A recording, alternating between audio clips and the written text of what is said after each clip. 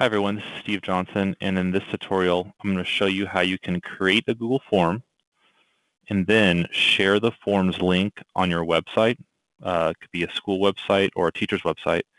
And I'm also going to show you how you can embed the form's link on your website. So this tutorial will be really helpful if you have student council voting coming up soon and you want to use Google Forms for the students to vote on who will be president, vice president, and so on. So the first thing we'll do is we will create a Google form. So I'm in my Google Drive right now, and I go to New, More, and then Google Forms. A Google form shows up, and basically a Google form is just a way to have someone, either take a poll or vote on something.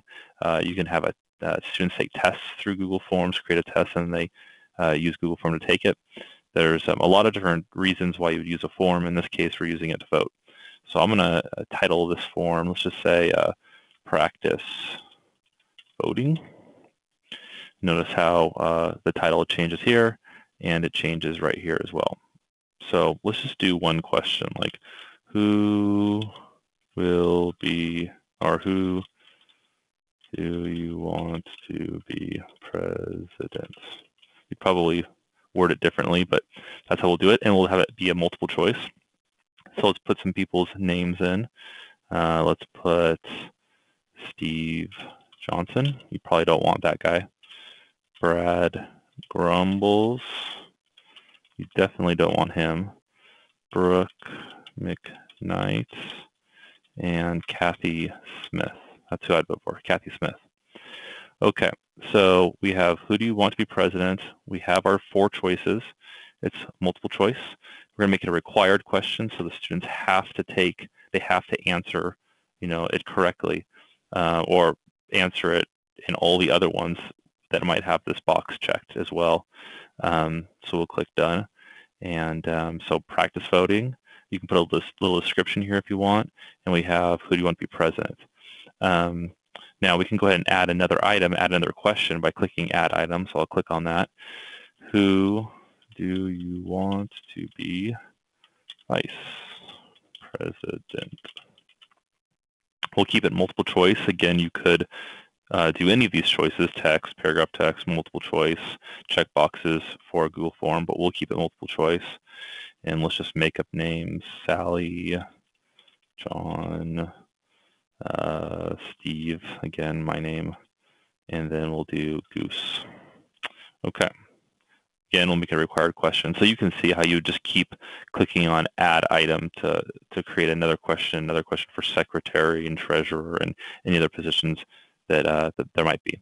I do recommend clicking required question, the box next to required question, because students could potentially miss someone and then it wouldn't be a complete ballot. So we'll just leave it for these 2 questions right now. I'm going to require that the user, in this case would be a student, use their PBVSD login. This means that they can only, it'll collect, if I click on here, it'll collect their username and only allow 1 response per person. You definitely want to do that when voting because you don't want them to vote again and again and again. You don't need to shuffle the question order. That's usually when you're going to use a Google form for a test. So that's pretty much it. You don't want to allow responders to edit their responses afterwards because once they vote, you want it just to be, just to be that, and you obviously don't want them to submit another response, and you definitely don't want to publish and show the form results because then obviously people will know who the winner is before the principal or assistant principal can tell the student. Okay, so if you want to view the live form for a Google form, you just click on View Live Form. That's what it would look like right now once it's sent out. Okay, so the first thing, I think creating a Google form, we have that done. So now what we want to do is we want to share the form's link on a website. That's one way to share it out. Another way you could share it out is you could just click Send Form. You could click this short URL. It highlights a shortened URL, and you could just email this out to teachers. Teachers could then share this link with their students, and students could vote that way. So all the student would need is to have this link emailed to them or shared with them via Google Classroom. There's a lot of different ways you could share this link. Once they get the link, they click on it and they can vote. But maybe you don't want to email it out. Maybe you don't want teachers to share it via Google Classroom or via Gmail. Maybe you want to just share this link right here on a district webpage. This is going to get a little tricky because my website might look a little different from yours, but it's going to be the same principles. So what I'm going to do is I'm going to click Control-C to copy this link. Control-C. And then I'm going to go to the back end of my website.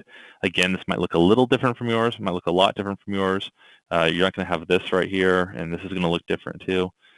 But what you want to do is on your school website page or a teacher website page is you want to create a new page. Once you click New Page, you'll scroll down, and I recommend the Flex Page Default. That's what I did to create this Google Form demo page right here. So once that's created, you're going to want to click on it. And you can see for some accounts, this format looks a little different. These icons are changing. It looks like Blackboard, who just bought SchoolWires, is changing this around a bit. So it might look a little different when you look at it. But all you have to do is just go ahead and write something like vote here. All right, so I wrote vote here, just typed it out. I recommend highlighting it, making any text on a website 12-point font, and also making it trebuchet for the font style, just because you know, that's the one that looks best with the theme that we have for our website, and it's nice to keep every page consistent. Okay, so I'm going to go ahead and highlight my text now. And then I'm going to click this link button right here for a hyperlink. I want to make this a link to another web page, to the Google form. So I click on Insert Link. I click on Web Address. And then I'm going to Control-V to paste that link. Now, really important, see how it says http://? You want to make sure you delete that part of the link, or else it'll be http:// http:// and it won't work. It'll break the link. So I'm going to erase that part, and now it looks good. I'm going to click Insert Link. Okay, I'm going to click Save. And now if you go up here, you can see View Website. You'll see what it looks like on the front end. Google Form, vote here, and this will take you to the page. By clicking on it, it takes you to the Google Form, which is pretty cool. Okay, so that's one way to share the form. Again, you can email it. You can have teachers share the forms link via Google Classroom, or you can share the forms link on a website. The last thing we can do is embed the forms link on your website. Okay, so this might look a little daunting, but it's really not. It's actually pretty easy. Here's what we're going to do. We're going to go back to your form. You're going to go to File, and you're going to go to Embed. Okay, now, as of right now, the width of this Google form will be 760 on the website, and then 500 pixels, that is, in height. All right, and here is the text right here, the HTML that you're going to copy by clicking on it. Click Control-C, you're going to copy this. It's kind of like copying a link, right? But it's HTML, which is basically what websites are written in. All right, so we're going to copy that HTML. I'm going to go back to the back end.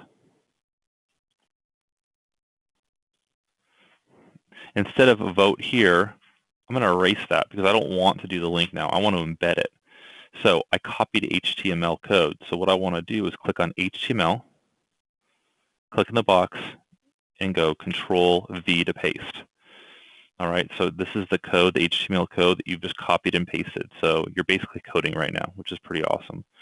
I'm going to go back to normal, click on normal, and here is the form. It's been embedded within the page of the website. I'm going to click Save. And let's go ahead and view the website again. So you can go up here and click on View Website. Here's my page. I'm going to go to Google Form. This is where I embedded it. And here it is. Now, you can see that it doesn't quite fit the page, right? I have to scroll over to see the whole thing.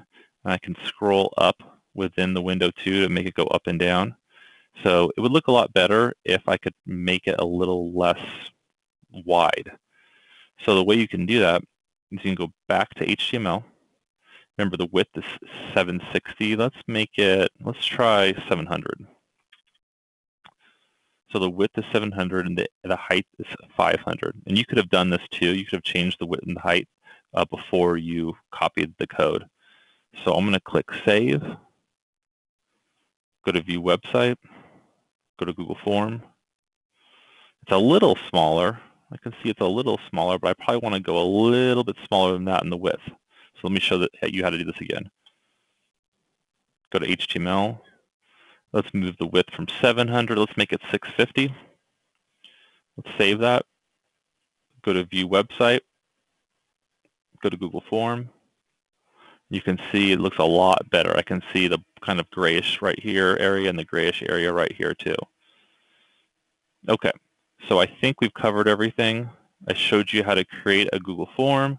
I showed you how to share the forms link on your website, and I showed you how to embed the forms link on your website as well. If you have any questions, feel free to call me or email me at sjohnson@pbvusd.net.